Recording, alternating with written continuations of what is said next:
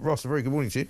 Good morning, Mike. So, you're in favour of young people being given help to find work, but I'm not sure this actually will help them to find work, will it?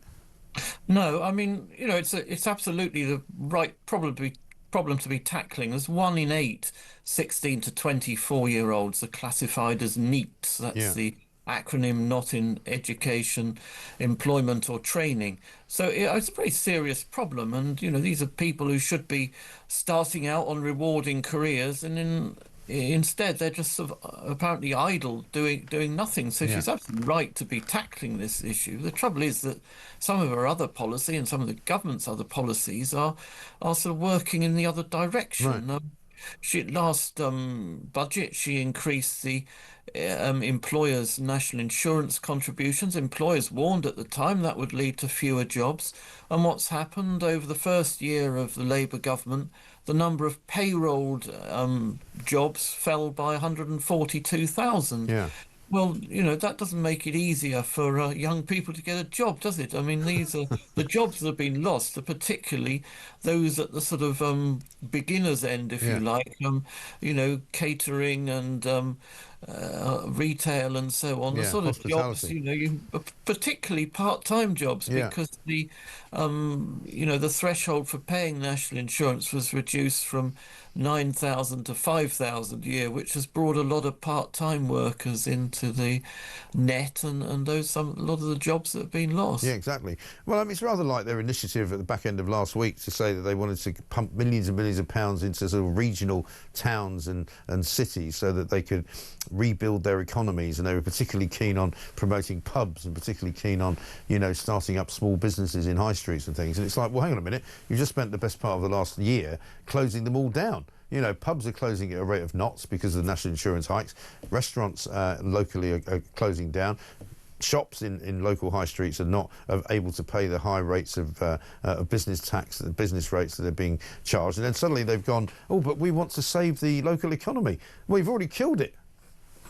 Well, exactly. It's sort of a case of unjoined up government, Ah, isn't it? You sort of destroy things on the one hand, and then sort of come up with some sort of pretty feeble initiative on yes. the other hand. And I'm sure that this is worried that Reeves's efforts to get youth back into work is going to go exactly the same way. Well, that's the problem. And, looking at your piece in which you describe what they're likely to be expecting to happen, they say that anyone who's waiting for more than 18 months to get a job will be helped into some kind of work placement. But that's not the same as a job, is it? They're promising jobs, but they're not delivering jobs. They're saying, oh, you'll get a work placement, which could be for a week, it could be for 2 weeks, it could be for a year. We don't really know. We don't know if it's going to be paid. We don't know if the benefits are going to stop. There's, again, like all Labour policies these days, it seems to have more questions than answers. Well, exactly. I mean, it is rather short on details, as you say. A Yeah. work placement could be a week's work experience, then you're back on benefits and so on. That's not exactly what young people don't need. But Right. it's worth looking back to John Major's government in its last years.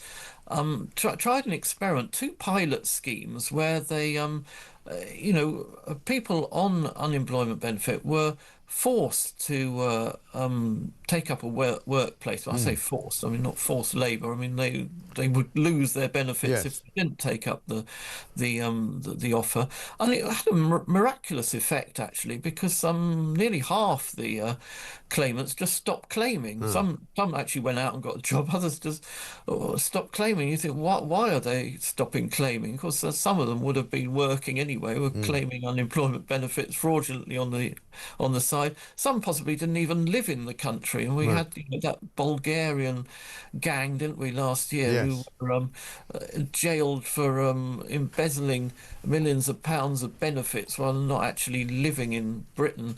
Well, they had about 72 different accounts going, didn't they?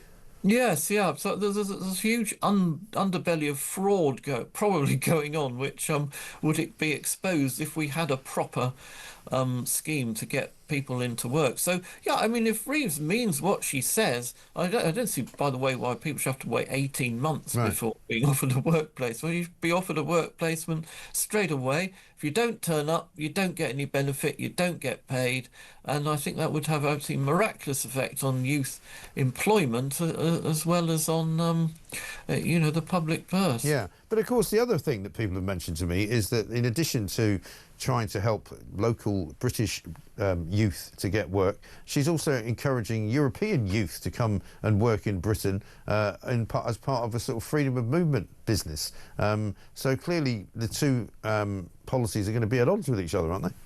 Well, it actually wants to bring in a youth mobility scheme, Yeah. which would, bring in more migrant workers from the European Union again. And of course, high rates of migration are part of the Mm. problem for young people because they tend to bring in a lot of people to take up low-paid jobs, exactly those which the young people in Britain Mm. need to be taking up. And there's a lot of employers, I think, are being a bit lazy on this as well. They take the easy option of bringing in a skilled workers from overseas, which you can understand, but as a cheap alternative to training a British worker. Right. And, Well, that seems to be a fundamental problem, doesn't it? Because we keep hearing from certain aspects of the Labour government and certain aspects of the Tory government before them that, oh, we must have immigration because we need these people to do jobs that people in Britain can't do. But we've got so many people in Britain not working now who don't seemingly feel the need to work because they're quite happy living off the benefit system because it doesn't pay them to go back to work. It's an unworkable model in the long term. You can't keep importing people, paying them less money and waiting for them to disappear off back home at some point, while at the same time giving benefits to people in Britain to stop them from working. No, exactly. And it's hugely corrosive to young people if they don't get into the Yeah. job market straight away because, once they become long-term unemployed, it's very easy to settle into a lifetime of unemployment. And as you say, I mean, there's this sort of horrific rise in the number of people claiming to be too depressed or anxious to work. And this Yes. is the other side of the story, which the government seemed as if it was going to start tackling a few months ago by cutting benefits Yes. for, out of work benefits, particularly those who've been signed off on the sick. But of course, the government pulled back from that when the backbenchers sort of rebelled and sort of said they wouldn't tolerate any kind of benefit cut whatsoever. So I despair a little at the Yeah. chances of the government actually making meaningful. Well, yeah, because nobody who is suffering from anxiety and who is off work as a result of that will be given any kind of encouragement to go back to work at all. Apparently, they're going to leave them be. They're just going to let them suffer from anxiety and not even help them, which is kind of mad in its way. And another story I've got in the Telegraph here says that basically the pledge to tackle youth unemployment will target just 1 in 20 young people who are currently out of work. So they're not even literally tackling what they say they're going to do.